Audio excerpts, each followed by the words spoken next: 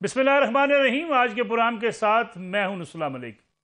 नाज़रीन, chief justice of Pakistan justice Umar Atab Bandial ने एक बार फिर वाज़े तौर पर कहा है कि 90 रोज़ के अंदर इंतखाबात करवाना आइनी जिम्मेदारी है और इस हवाले से फ़ैसला अपनी जगह पर मौजूद है। हुकूमत और अपोजिशन के माबैन जो मुज़ाकरात जारी हैं, अदालत का उससे कोई लेना देना नहीं, और जब तक किसी फ़ैसले को चैलेंज नहीं किया जाता वो फ़ैसला अपनी जगह पर मौजूद रहता है। दूसरी तरफ हुकूमत और अपोजिशन के माबैन मुज़ाकरात का कोई नतीजा नहीं निकला। साथ ही साथ ये भी कहा जा रहा है कि 14 मई को अब इंतखाबात होने के कोई इम्कानात नहीं है। पाकिस्तान तहरीक इंसाफ के चेयरमैन इमरान खान साहब सड़कों पर आने की बात कर रहे हैं और वो कह रहे हैं कि 14 मई के बाद पाकिस्तान तहरीक इंसाफ एहतजाज करेगी, पूरे मुल्क के अंदर इस एहतजाज को फैला दिया जाएगा। दूसरी जानब पाकिस्तान मुस्लिम लीग नवाज की रहनुमा मरीम औरंगज़ेब कहती हैं कि इमरान खान साहब को अब कोई NRO नहीं मिलेगा, ना उन्हें दोबारा सिलेक्ट किया जाएगा, क्योंकि इस वक्त कोई न जनरल फैज़ मौजूद है, न जनरल बाजवा मौजूद है, न साकब निसार मौजूद हैं। सियासी महाजराई बढ़ती ही चली जा रही है। आइनी माहिरीन ये कहते हैं कि अगर कोई अदालती फैसला और नहीं आता तो इंतखाबात होते हुए नज़र नहीं आते। लेकिन क्या इस अदालती फैसले की मौजूदगी में 14 मई जब आ जाएगा तो उसके बाद अदालत क्या करेगी? क्या कोई नया फैसला आएगा या इस हवाले से अदालत खामोशी इख्तियार किए रखेगी? इसी का जायजा लेंगे आज के प्रोग्राम के अंदर। और साथ प्रोग्राम के आखिरी सेगमेंट में आपको लिए चलेंगे शहर कराची, जहां आज ज़िमनी बल्दियाती इंतखाबात हुए। दावेदार है पाकिस्तान पीपल्स पार्टी कि उसे बरतरी हासिल है, जमात इस्लामी कहती है उसे बरतरी हासिल है। लेकिन एक बात बड़ी वाज़े हो गई कि सिंध के बल्दियाती इंतखाबात में तहरीक इंसाफ का एक बार फिर धड़न तख्ता हो गया। तहरीक इंसाफ किसी मुकाबले में मौजूद नहीं है। वो जो दावा कर रही थी कि तहरीक इंसाफ बड़े शहरों में पॉपुलर जमात बनकर उभर चुकी है, बल्दियाती इंतखाबात में उसकी मौजूदगी कहीं नज़र नहीं आती। प्रोग्राम का आगाज़ करते हैं मियाँ दाऊद साहब से। मियाँ दाऊद साहब, आज चीफ जस्टिस ऑफ पाकिस्तान ने ये तो कह दिया कि अदालती फैसला अपनी जगह पर मौजूद है, उसे चैलेंज ना किया जाए तो फैसला मौजूद रहता है। इंतखाबात 14 मई को हो नहीं रहे हैं, अब क्या कोई नया फैसला आएगा? मेरा ख्याल है कि इलेक्शन कमीशन ऑफ पाकिस्तान ने एक नज़रसानी की दरख्वास्त जो है वो दायर की है और उसमें बड़ी ठोस वजूहात जो हैं वो सुप्रीम कोर्ट के इसी 3 रुकनी बेंच के सामने उन्होंने गुजारिशात की हैं और वो वजूहात में सिक्योरिटी के मामला जो हैं वो बताए गए हैं और फंड्स की किल्लत जो है वो भी उन्होंने उसकी निशानदेही की है। तो मेरा ख्याल है कि चीफ जस्टिस पाकिस्तान उमर अताब बंदियाल साहब को इस मामले को किसी अना का मसला बनाने की बजाय उन्हें चाहिए कि वो इस फैसले के ऊपर नज़रसानी कर लें, क्योंकि अब ये बात ना बड़ी ओपन एंड शट किस्म का आप कह लें कि एक प्री प्लान किस्म की साजिश जो है उसे कहना चाहिए वो बेनकाब हो चुकी है। तो उसके बाद अगर कोई बंदा कहता है कि 90 दिन आइन का तकाजा है, तो मेरा ख्याल है कि वो पूरी कौम को धोखा दे रहा है। मलिक साहब, ये जो ऑडियोज़ सामने आई हैं ना, इन ऑडियोज़ की नो डाउट कि कोई कानूनी हैसियत नहीं है, लेकिन आप मुझसे ज़्यादा बेहतर जानते हैं, आपकी सारी ज़िंदगी गुजर गई है पाकिस्तान की सियासत को, सहाफ़त को जो है वो कवर करते हुए, अदालत को कवर करते हुए। ऐसी ऑडियोज़ की और अभी कुछ वीडियोज़ भी आनी हैं, उनकी ना एक सियासी हैसियत ज़रूर होती है और उनकी एक अखलाकी हैसियत भी ज़रूर होती है। जब ये बात ओपन एंड शट किस्म की साबित हो गई कि सिर्फ पंजाब के अंदर इमरान खान को इलेक्शन जितवाने के लिए उसकी असम्बलियाँ जो है वो तोड़ी गई और उसकी वो असम्बलियाँ तोड़ने के लिए रिटायर्ड जज साहबान का जो घर हैं वो उस साजिश के लिए इस्तेमाल हो रहे थे। साकिब निसार साहब का घर इस्तेमाल हो रहा था, शेख अजमत सईद साहब का घर इस्तेमाल हो रहा था, गुलजार साहब के मशवरे इस्तेमाल हो रहे हैं। तो उसके बाद तो किसी बंदे का कोई वो बंदा बेवकूफ़ ही है जो इस बात के ऊपर डटा हुआ है कि आइन कहता है जी 90 दिन के अंदर इलेक्शन जो है वो करवाना चाहिए। आइन तो कहता है 2218 के अंदर के इलेक्शन कमीशन जो है उसका इख्तियार है इलेक्शन करवाना, उसकी खुद मुख्तारी को आप किसी के तौर के ऊपर चैलेंज नहीं कर सकते। मैं ये नहीं कहता कि इलेक्शन नहीं होने चाहिए, लेकिन मैं बतौर कानून का तालिब इल्म होने के नाते मैं ये कहता हूं कि अगर इलेक्शन कमीशन ठोस वजूहात की बुनियाद के ऊपर 50 मरतबा भी कहे कि मैं इलेक्शन नहीं करवा सकता, मैं नहीं करवाना चाहता इलेक्शन, तो कोई हाई कोर्ट, कोई सुप्रीम कोर्ट जो है उसको डंडे के जोर के ऊपर पाबंद नहीं कर सकती। फर्ज कर लें कि अगर इलेक्शन कमीशन सारा जो है वो सुप्रीम कोर्ट के 3 रुकनी बेंच के दबाव के ऊपर रिजाइन करके चला जाता है, तो फिर 90 दिन की कदगन कहां चली जाएगी? अच्छा चले फर्ज कर ले कि हमारे काबिल एहतराम चीफ जस्टिस पाकिस्तान जो है उन्हें केपीके के अंदर जो है वो आइन का वो आर्टिकल जो है वो 290 वाला नजर क्यों नहीं आ रहा, क्यों याद नहीं आ रहा? क्यों चीफ जस्टिस पाकिस्तान को सिर्फ पंजाब के अंदर आइन नाफज करना जो है वो नजर आ रहा है, और उनके जो आप कह लें कि लाइक माइंडेड है इमरान खान साहब जो है वो पंजाब को ही फोकस करके बैठे हुए हैं, वो बनी गल्ला से जा नहीं रहे हैं, उनको अदलिया के अंदर एक मुकम्मल तौर के ऊपर तहफ़्फ़ुज़ फराहम किया जा रहा है। तो ये सारी चीज़ों को आप मिलाकर पढ़े तो मेरा नहीं ख्याल कि अगर तो कोई तनाव चाहता है तो मोस्ट वेलकम। इस मरतबा जो है वो वैसा नहीं होगा कि जैसे साकिब निसार जो है उन्होंने बेंच नंबर 1 को एक जो है वो आप कह लें कि उसको गुंडागर्दों की तरह इस्तेमाल करते थे, बदमाशी करते थे बेंच नंबर 1 में, जिसकी दिल किया तज़हीक कर दी, जिसके दिल किया पगड़ी उछाल दी, अपने जजेस के साथ बदतमीजी करते थे, उनके कोर्ट रूम्स में जाते थे। अब ये 2017 वाले साकिब निसार साहब नहीं है, ना वो वाला नवाज शरीफ है, ना वो वाली पीपल्स पार्टी है, ना वो वाला शहबाज शरीफ है, ना वो चीज़ें हैं। इस मरतबा मुख्तलिफ किस्म का रद्द-ए-अमल जो है वो मिलेगा। अगर हमारे रिटायर्ड जज साहबान को, आखिरी बात, अगर हमारे रिटायर्ड जज साहबान को सियासत करनी आती है तो पाकिस्तान के जो सियासतदान हैं उनको भी सियासत करनी आती है। इस मरतबा अदालत की सियासत का जवाब जो है वो सियासत से दिया जाना चाहिए। ठीक है, मैं वापस आता हूँ आपकी तरफ। मियां दाऊद साहब, शुएब शाहीन साहब भी हमारे साथ मौजूद हैं। शुएब साहब, आज चीफ जस्टिस पाकिस्तान को ये क्यों कहना पड़ा कि अदालती फैसला तो अपनी जगह पर मौजूद है, जब तक उसे चैलेंज ना किया जाए? फिर इंतखाबात 14 मई को होते नजर नहीं आते, क्या अदालत 14 मई के बाद कोई फैसला जारी करेगी? क्योंकि तौहीन अदालत के हवाले से बहुत सी खबरें थी कि शायद हुकूमत के खिलाफ तौहीन अदालत लग सकती है। पाकिस्तान तहरीक इंसाफ बड़ी मुतमिन भी थी, लेकिन अभी तक कुछ ऐसा हुआ नहीं। देखें नसरुल्लाह मलिक साहब, पहली बात तो यह है कि चीफ जस्टिस ऑफ पाकिस्तान ने बड़ी अच्छी और पॉजिटिव बिहेव किया है, किसी इल्ज़ामात का जवाब नहीं दिया। उन्होंने आज अच्छा उम्मीद की बात भी की है, साथ ये भी कहा है कि सुप्रीम और मुज़ाकरात की बात भी की है, और साथ ये भी कहा है कि सुप्रीम कोर्ट के पास ऑप्शन कोई नहीं होता और स्वीट विल नहीं होती कि वो आइन के मुताबिक फैसले ना करें। वो पाबंद हैं। जब आइन कहता है 90 डेज में इलेक्शन है तो इट मीन्स कि 90 डेज में इलेक्शन कराना है, और सुप्रीम कोर्ट आइन की अमलदारी करने की पाबंद है। सुप्रीम कोर्ट ये पाबंद नहीं है कि वो नहीं है कि जी अपनी मर्जी से चाहे जो चाहे डेट दे दे, जो चाहे फैसला कर ले। तो लिहाजा उन्होंने बड़े अच्छे अंदाज में बात की। अब आते हैं कि क्या आगे क्या होगा। देखें, एक बात तो पिछले दिनों भी जो लास्ट 2 दिन पहले केस था, साद रफीक साहब ने आकर भी यही कहा कि अभी हमारे मुज़ाकरात का दरवाजा बंद नहीं हुआ। वो कि शाह महमूद कुरैशी साहब ने उसको रिबट किया और कोर्ट ने कहा कि हमने आपको जबरदस्ती नहीं कहा था, आप लोग खुद आए थे कि जी हम मुज़ाकरात का दरवाजा खोलना चाहते हैं, और खुला है। और अटॉर्नी जनरल ने आकर कहा था कि हमारे पार्टी के दरमियान मुज़ाकरात हो रहे हैं, हम कोई पॉलिटिकल सोल्यूशन सोल्यूशन निकालना चाहते हैं, उसके लिए हमें मौका दिया जाए, और कोर्ट ने फैसिलिटेट किया। देखिए, 3 ही ऑप्शन बनते थे। एक था मुज़ाकरात, जिसका रास्ता अभी बहरहाल आर्जी तौर पर तो बंद हो चुका है। अंटिल एंड अनलेस के इस दौरान कोई नवाज शरीफ साहब से, कोई शहबाज शरीफ साहब कोई नया कोई इजाजतनामा लेकर आते हैं, कोई नई बात लेकर आते हैं और उसको री इनिशिएट करते हैं, तो शायद कोई बात आगे बढ़ सके। दूसरी बात है कि सुप्रीम कोर्ट ऑफ पाकिस्तान अब ये कहे कि जी हमने एक फैसला दे दिया आइन और कानून के मुताबिक, और जिन रियासती इदारों ने उसको एग्जीक्यूट करना था उन्होंने नहीं किया, लिहाजा हम तो अपना हाथ खड़ा कर रहे हैं, हम घर जा रहे हैं, हम कुछ नहीं करेंगे इसके खिलाफ। तो उस सूरत में तो एक जो है ये बड़ा कमजोरी का ऑप्शन होगा।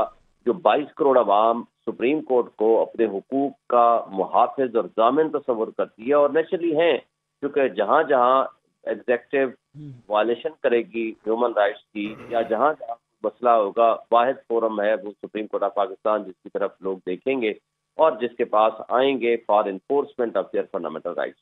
अब ये हो नहीं सकता कि कमजोर आदमी, गरीब आदमी का फैसला हो तो वो तो 1 घंटे में या 1 दिन में कर दें, और जबकि ताकतवर तबके और हल्के अगर पीछे खड़े हों या वो सामने खड़े हों तो उनके मद्दे मुकाबिल सुप्रीम कोर्ट कहे जी हम कोई एक्शन नहीं लेंगे। अब जो थर्ड और लास्ट ऑप्शन बचता है मेरी नज़र में, वो है contempt proceeding regarding execution of the judgment of the supreme court. Naturally उनको वो कॉन्टेम्प्ट प्रोसीडिंग स्टार्ट करनी पड़ेंगी, और उसके लिए फिर ज़ाहिर इनिशियल स्टेज पे जो सेक्रेटरी खजाना है, गवर्नर स्टेट बैंक है, सेक्रेटरी दिफा है या सेक्रेटरी इंटीरियर है, उनके खिलाफ प्रोसीडिंग शुरू होंगी, और फिर जाएगी प्राइम मिनिस्टर ऑफ पाकिस्तान तक और उन तमाम पार्लियामेंटेरियंस और मिनिस्टर। शेख साहब यहाँ पे अगर हम यहाँ प्राइम मिनिस्टर पाकिस्तान की बात करें तो पार्लियामेंट खुद पूरा मुकम्मल पार्लियामेंट का यह डिसीजन है, फिर पूरी पार्लियामेंट के खिलाफ कार्रवाई होगी, अकेले प्राइम मिनिस्टर का फैसला तो नहीं है। देखें, पार्लियामान के वो अफराद जिन लोगों ने सुप्रीम कोर्ट के जजेस के कंडक्ट के बारे में गुफ्तगू की, आर्टिकल 68 की वायलेशन की, जिन्होंने सुप्रीम कोर्ट के जजेस के खिलाफ गुफ्तगू की, जो जो पार्लियामान, देखें पार्लियामान की सारी के खिलाफ तो शायद कॉन्टेक्ट ना हो, लेकिन फेडरल गवर्नमेंट पाबंद है इसको एग्जीक्यूट करने की। एक कॉन्स्टिट्यूशनल ऑब्लिगेशन है अंडर आर्टिकल 190 और आर्टिकल 220। 190 कहता है कि जब सुप्रीम कोर्ट का फैसला आ जाए तो तमाम इदारे पाबंद हैं कि उसको फैसिलिटेट करेंगे, they will act in aid of the supreme court of Pakistan. Number 2 article 220 कहता है कि तमाम इदारे पाबंद हैं इलेक्शन कमीशन को फैसिलिटेट करने के for the purpose of holding free and fair election. अब जो इदारे इसके डिफाइंस कर रहे हैं और जिन जिन अशखास ने ये कहा है कि सुप्रीम कोर्ट के फैसले को हम नहीं मानते और हम ये डेट नहीं होने देंगे, वो तो ओपन डिफाइंस है, तो उनकी हद तक तो कॉन्टेम्प्ट एस्टैब्लिश्ड एंड एडमिटेड है, उनके खिलाफ तो सबसे पहले इनिशिएट होगा। लेकिन अगर जो प्रोटेक्शन ऑफ द पार्लियामान है वो आर्टिकल 69 देता है। लेकिन ये बात आपको याद होगा कि सुप्रीम कोर्ट ने कासिम सूरी की जजमेंट में भी ये तय कर दिया था कि पार्लियामान अगर आइन के मुताबिक फैसले करेगा तो वो सुप्रीम कोर्ट उनको नहीं छेड़छाड़ कर सकती, वो प्रोटेक्टेड है। अगर कोई गैर आइनी इक़दाम वो करती है या गैर आइनी को फैसले करती है तो चूंकि इस वक्त उनका हर वो इक़दाम जो ये कहते हैं कि हम आइन के मुताबिक इलेक्शन नहीं कराते, जो ये कंडक्ट ऑफ द जजेस के बारे में बात करते हैं, वो भी आर्टिकल 68 की वायलेशन है। और उनका ये कहना कि हम फंड्स भी नहीं देते, जो कि कॉन्स्टिट्यूशनल एप्लीकेशन है, वो आर्टिकल 190 की भी खिलाफ वर्जी है, आर्टिकल 220 की भी खिलाफ वर्जी है, आर्टिकल 224 की भी खिलाफ वर्जी है। तो बहरहाल यहाँ सुप्रीम कोर्ट का अख्तियार जुडिशल रिव्यू का वो खत्म नहीं होता। सुप्रीम कोर्ट उसमें एक्शन भी ले सकती है, कंटेम्प्ट प्रोसीडिंग्स भी इनिशिएट कर सकती है अनटिल एंड अनलेस इसके बीच में कंटेम्प्ट प्रोसीडिंग्स के दरमियान में अगर पॉलिटिकल पार्टीज कोई सोल्यूशन लेकर आ जाएं और आकर कहें कि हमारे दरमियान ये मुआहदा हो गया है और इस मुआहदे की रूह से वो कोई कॉन्स्टिट्यूशन में आर्जी तौर पर अमेंड कर लें या जो कुछ भी कोई राह निकालें, तो उसको फिर सुप्रीम कोर्ट स्टेप कर दे और कोई राह निकाल ले। इसके अलावा मुझे नहीं लगता कि अब कोई ऑप्शन है और अगला हफ्ता जो है वो इस लिहाज से बहुत अहम है। मियां दाऊद साहब, इमरान खान साहब को ये क्यों कहना पड़ा है कि हुकूमत जो है फैसले के खिलाफ नजरसानी के लिए या फैसले के खिलाफ जाने के लिए तैयार हो गई है? बाज़ माहिरीन कहते हैं कि इलेक्शन कमीशन ऑफ पाकिस्तान जो है उस तरह स्टेक होल्डर नहीं है, हुकूमत को इस फैसले के खिलाफ जाना चाहिए था। नहीं, मेरा ख्याल है हुकूमत अभी गई नहीं है, ये इलेक्शन कमीशन ऑफ पाकिस्तान गया है।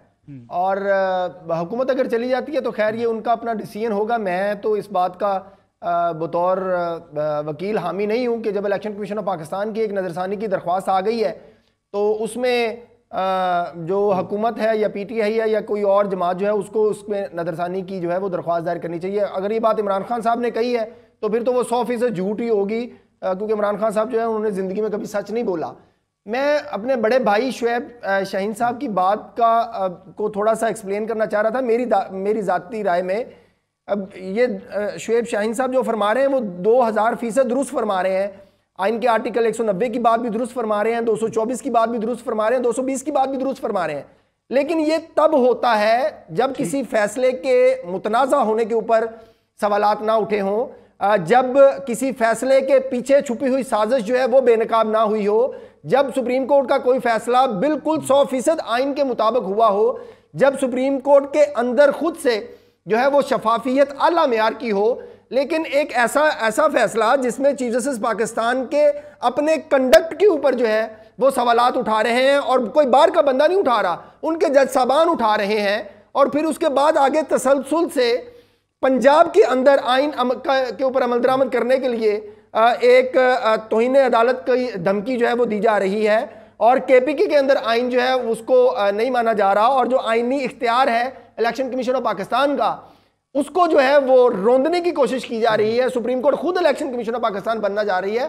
तो उस सूरत हाल में अगर चीफ जस्टिस पाकिस्तान उमर अताब बंदियाल साहब जो है वो बड़े काबिल एहतराम है, अगर वो तौहीन अदालत की कार्रवाई शुरू करना चाहते हैं तो 100 बिस्मिल्लाह करें। इस मरतबा जो है वो हम भी देखते हैं कि किस तरीके से आप अवाम के मुंतखब नुमाइंदों को कभी किसी अदालती इख्तियार और कभी किसी तौहीन अदालत की आड़ में जो है वो कान से पकड़ के निकालते हैं। ऐसा मुमकिन नहीं है। अगर तो सुप्रीम कोर्ट के इन हमख्याल जज साहबान की नेक नीति वाज़ा होती, शफाफियत होती इनके फैसले के अंदर, तो फिर को पूरी कौम को इनके साथ खड़ा होना चाहिए था। मैं भी इनके साथ खड़ा होता, लेकिन चूंकि सुप्रीम कोर्ट के अपने अदारे के अंदर शफाफियत। शेर साहब आपसे बड़ा शॉर्ट रिप्लाई मैं चाहूंगा। मैं सुप्रीम कोर्ट की डिवीजन जो है वो भी सुप्रीम कोर्ट के फैसलों में नुकसानदेह साबित नहीं हुई?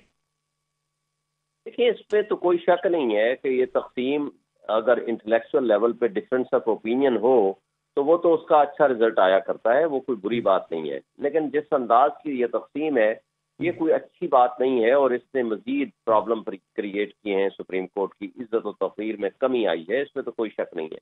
लेकिन देखें, ये जो 4-3 या 3-2 का फैसले की जो गुफ्तगू है, उसको भी कौन डिसाइड करेगा? सुप्रीम कोर्ट करेगी, पहली बात। दूसरी बात है, वो था रिगार्डिंग दी 1 मार्च 2023 का फैसला। अब ये 4-4 का जो फैसला आया है, ये 3 जजेस का 5 रुकनी बेंच था, 2 ने रिक्यूज कर लिया। 5 रुकनी बेंच में से 3 रुकनी बेंच ने यूनानिमस एक फैसला दिया जिसकी एग्जीक्यूशन अभी प्रोसेस में है। तो इसमें तो कोई दूसरी राय नहीं है कि दैट जजमेंट जो कि मौजूदा आई है वो सुप्रीम कोर्ट ने इम्प्लीमेंट करानी है। जहां तक इलेक्शन कमीशन का आईनी इख्तियार है, वो डेट ना चेंज कर सकते हैं ना डेट दे सकते हैं। वो इलेक्शन फ्री एंड फेयर कराने के पाबंद है अंडर द कॉन्स्टिट्यूशन। और वो उसके मुताबिक उनको जब प्रेसिडेंट ऑफ पाकिस्तान ने with the consultation of election commission date दे दी 30 अप्रैल की, उनको ये अख्तियार नहीं था कि आज खुद वो 8 अक्टूबर की डेट दे दे। जहां तक केपीके का सवाल है, उसको मैं वाजे कर दूं, केपीके ने 1 मार्च 2013 के 23 के फैसले में ये लिखा गया है पैराग्राफ 13 और पैराग्राफ 14 में कि उसने ब्रीच ऑफ कॉन्स्टिट्यूशन ऑब्लिगेशन की है, फौरी तौर पर फोर्थविथ तारीख दे। अब उसकी एग्जीक्यूशन का प्रोसेस वो पिशावर हाईकोर्ट में पेंडिंग है, ना वो कंप्लायंस हुआ है और ना ही ये फैसला 14 तारीख वाला कंप्लायंस हुआ है। और दोनों की कंटेम्प्ट बहरहाल हो सकती है, कब हो सकती है इट डिपेंड्स। बहुत बहुत शुक्रिया शुएब शाहीन साहब। मियां दाऊद साहब हमारे साथ मौजूद है। नाज़रीन, एक ब्रेक का वक्त हुआ है, ब्रेक के बाद चलेंगे शहर कराची, जहां आज ज़िमनी बल्दियाती इंतखाबात का मरला मुकम्मल हुआ। पार्टी पोजीशन क्या है, कराची का मेयर कौन बनेगा और कराची के अंदर जो आज माहौल रहा उसका जिम्मेदार कौन है, इस पर बात करेंगे। और हमारे साथ मौजूद होंगे पाकिस्तान पीपल्स पार्टी के सीनियर रहनुमा जनाब सईद गनी साहब। प्रोग्राम एक बार फिर खुशामदीद। हमारे साथ मौजूद है पाकिस्तान पीपल्स पार्टी के सीनियर रहनुमा जनाब सईद गनी साहब। सईद गनी साहब, बहुत बहुत शुक्रिया प्रोग्राम में वक्त देने का। सईद गनी साहब, आज कराची में ज़िमनी बल्दियाती इंतखाबात का मरला भी मुकम्मल हो गया, इल्ज़ामात आयद किए जा रहे हैं, बरतरी किसको हासिल है, पाकिस्तान पीपल्स पार्टी को, जमात इस्लामी को? फिर साथ ये बताइएगा कि कोई सिंगल मेजॉरिटी पार्टी तो कराची में बनती नजर नहीं आती, मेयर किसका होगा? देखिए, एक तो जो अक्सरियत तो किसी के पास नहीं है, जिस तरह आप 51% की बात करें, लेकिन single largest party people's party पहले भी थी और आज के जो नतायज है उसके बाद भी हमारी वो पोजीशन पर है।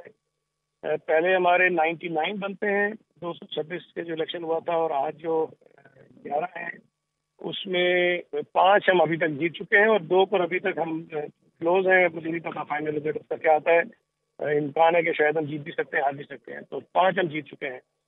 तो ये अगर 5 भी मैं काउंट कर लूँ तो हमारी तादाद 104 बन जाती है। और अगर बाकी 6 ब्लेड से जमात इस्लामी को भी चले जाएं तब भी उसकी कोई बनेगी 88 बनेगी, 89 बनेगी, ज़्यादा किसी की नहीं है। एक दो नंबर हमारे ऊपर नीचे हो सकते हैं। बाकी अब इल्ज़ामात की जहाँ तक बात है तो अगर आपने इलेक्शन कमीशन की जो प्रोसीडिंग हुई थी उसमें तो बड़े दिलचस्प चीज़ें सामने आई कि एक आरओ साहब ने कहा कि जी मेरे पास 4 यूसीज थी, उसमें 3 में पीटीआई जीत गई थी, 1 में हार गई थी। तो जो 3 में जीती थी वहाँ उनका एतराज़ नहीं था, तो उसके एतराज़ लगा रहे थे कि जी आरओ साहब ने वो भेजोगे। तो इस तरह की अजीब अजीब चीज़ें थी। लेकिन फाइनली जब इलेक्शन कमीशन ने भी इसको सुना, इस्लामाबाद हाईकोर्ट तक भी ये गए, तो जो फैसले आए अदालतों के वो हमारे हक में आए और मैं समझता हूँ कि इंशाअल्लाह ताला अल्लाह ने चाहा तो बेहतर हो जाएगा।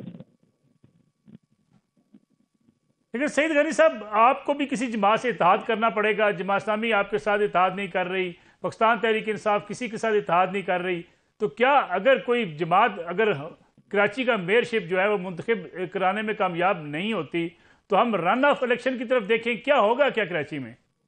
नहीं, रन ऑफ में तो नहीं है। देखिए, हमारी ख्वाहिश तो ये है कि जमात इस्लामी हमारे साथ, ताकि हम कराची शहर की बेहतर खिदमत कर सकें। उन्हें भी कराची से मैंडेट मिला है, हमें भी मिला है। वो अलग बात है कि वो हमारी बात को तस्लीम नहीं करते हैं, हालांकि जो मशकूक मैंडेट है वो उनका है, लेकिन हम फैरन उसको भी तस्लीम कर लेते हैं। हमारी तो ख्वाहिश है कि पीटीआई को भी मिला लें, सबको मिला लें, ताकि मिलकर कराची के लोगों की बेहतर अंदाज में खिदमत कर सकें और यहाँ पे इख्तलाफात कम से कम हो जाए। लेकिन अगर जमात इस्लामी साथ नहीं आएगी तो ज़ाहिर है मेयर बनाने की कोशिश तो हम कर रहे हैं और हमारे पास इस वक्त भी जगह से बात कर रहा हूँ, मैं 100% पुरुमीद हूँ कि इंशाल्लाह ताला मेयर हमारा आ जाएगा।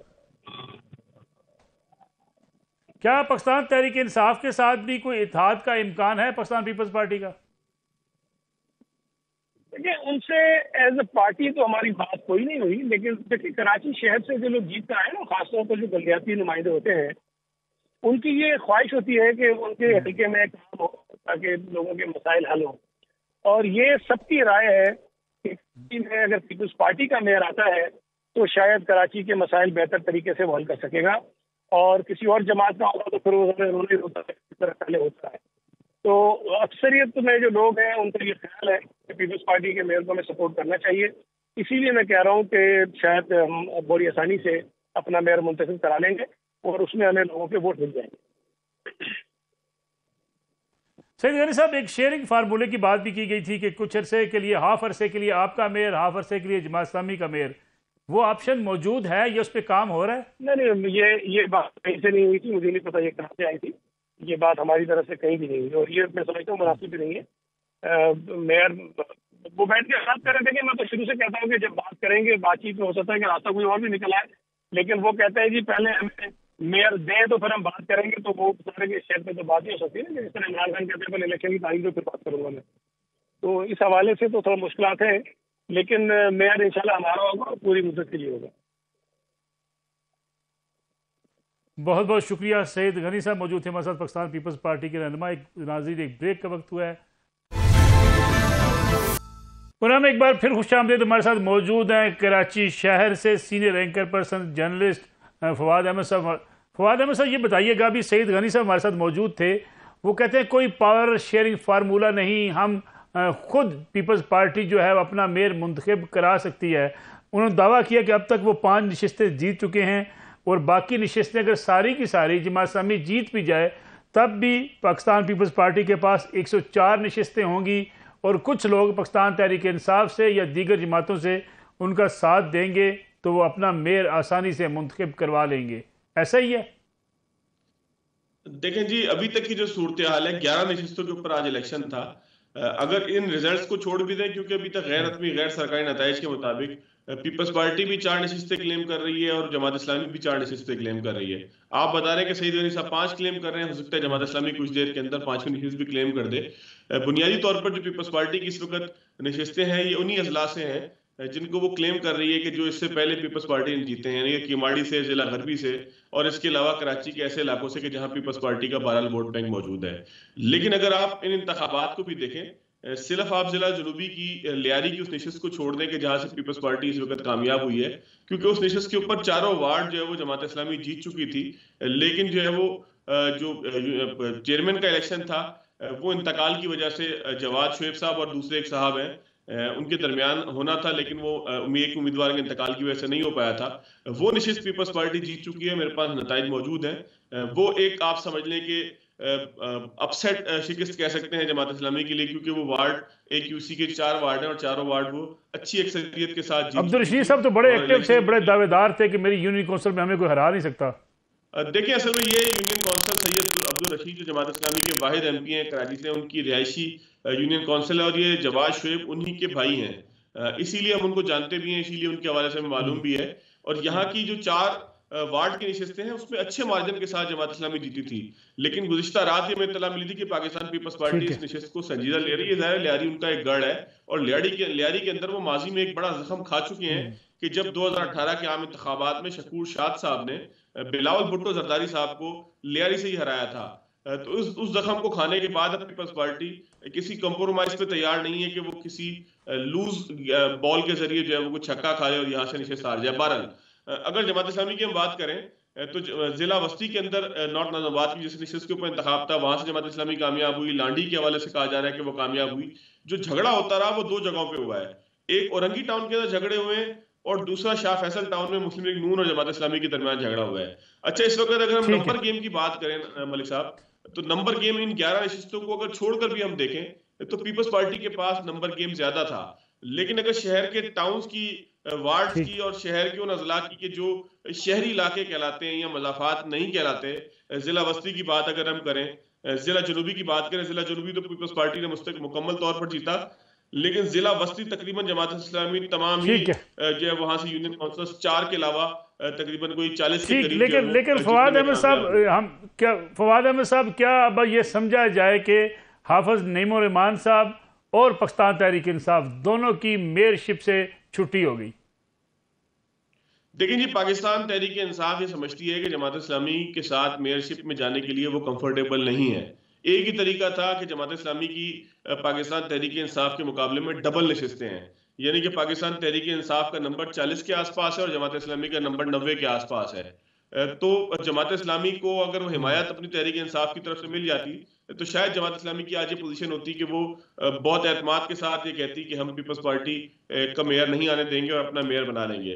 लेकिन पीपल्स पार्टी हमने देखा कि पाकिस्तान तहरीक इंसाफ की मकामी क़यादत ने अरसलान ताज गुम्मद की बात करें, आफ्ताब सिद्दीकी साहब की बात करें, इंतहाई सख्त बल्कि सख्त से ज्यादा गैर सियासी तौर पर इन तमाम सवालात का जवाब दिया कि जब उनसे पूछा गया कि क्या आप जमात इस्लामी की हिमायत करेंगे। असल में कराची के अंदर पाकिस्तान तहरीक इंसाफ कई ग्रुप्स के अंदर जो है वो बटी हुई है। अली जैदी साहब उनका अलग इंसाफ हाउस है, बाकी जो तहरीक इंसाफ की कराची की क़यादत है, जो आफ्ताब सिद्दीकी जिसके सदर है, उनका एक अलग इंसाफ हाउस है, एक अपार्टमेंट के अंदर बना हुआ है, एक जो है वो जमीन पे एक बिल्डिंग खरीद के बनाया गया या किराए पे। मुझे लेकिन फवाद ये बताइएगा जी कि पाकिस्तान तहरीक इंसाफ के ही परिंदे उड़ने के करीब हैं, इसकी वजह क्या है? देखिए जी मलिक साहब, 2-3 चीजें समझने की हैं। पाकिस्तान तहरीक इंसाफ ने कौमी असम्बली की यहाँ से 14 नशिस्तें जीती थी आम इंतखाबात 2018 के अंदर। उस इंतखाब के अंदर अगर हम देखें तो हर जिले से ही पाकिस्तान तहरीक इंसाफ ने नशिस्तें हासिल की थी। सिर्फ जिला वस्ती के अंदर 2 नशिस्तों के ऊपर तहरीक इंसाफ हारी थी, एक खालिद मकबूल सिद्दीकी साहब की नशिस्त थी और दूसरी उसामा कादरी साहब की नशिस्त थी। इसके अलावा तीसरी नशिस्त जो तहरीक इंसाफ हारी थी वो कोरंगी से थी और वो जो है वो इकबाल मोहम्मद अली डिप्टी मरहूम जो है वो जीते थे। तो इन 3 नशिस्तों के अलावा एक चौथी अमीनुल हक साहब की नशिस्त थी जो औरंगी टाउन से थी। तो इन 4 नशिस्तों के अलावा बाकी सारी नशिस्तें पीपल्स पार्टी की नशिस्तें हम इसलिए काउंट नहीं करते कि वो हमेशा ही पीपल्स पार्टी के हक में जाती हैं, वो मलीर की नशिस्त हो और उसके आसपास की नशिस्त हो। लेकिन पीपल्स पार्टी ने भी अगर लूज की थी तो अपनी लियारी की नशिस्त लूज की थी। तो अगर लूज किया था तो यहाँ से एमक्यूएम ने किया था और पाकिस्तान तहरीक इंसाफ ने एमक्यूएम की सारी सीटें ही समेट ली थी। उस हिसाब से अगर पीटीआई की कारकर्दगी देखें तो जिला वस्ती के अंदर पीटीआई का सफाया हो चुका है, जहां से उन्होंने 3 या 4 कौमी असेंबली की नशिस्त जीती। जिला जनूबी के अंदर से पीटीआई का खात्मा हो चुका है, वहां से वो कोई नशिस्त जीतने में कामयाब नहीं हो सके। इसी तरीके से जिला शर्की जो है वहां पर पीटीआई का खात्मा हो चुका है। ये सारी नशिस्तें हैं गरबी से, और जिला गरबी जो है वो आमतौर पर पख्तून डोमिनेटेड इलाका है, जहां से एएनपी कभी और कभी पाकिस्तान तहरीक इंसाफ के अंदर वही लोग शामिल हो जाते हैं जिनको हम इलेक्टेबल्स कह सकते हैं। तो उन इलाकों के अपने लोगों की नशिस्तें हैं, अपनी बरादरी की नशिस्तें हैं जो पाकिस्तान तहरीक इंसाफ ने जिला गरबी से और किमाड़ी से और बल्दिया टाउन और इस तरह के इलाकों से जीती हैं। तो तमाम नशिस्तों पे जीतने वाले ठीक है। प्रोग्राम का बच्चों के खत्म हो गया। फवाद अहमद साहब बहुत बहुत शुक्रिया आपका प्रोग्राम में वक्त देने का। नाज़रीन, आज का प्रोग्राम था।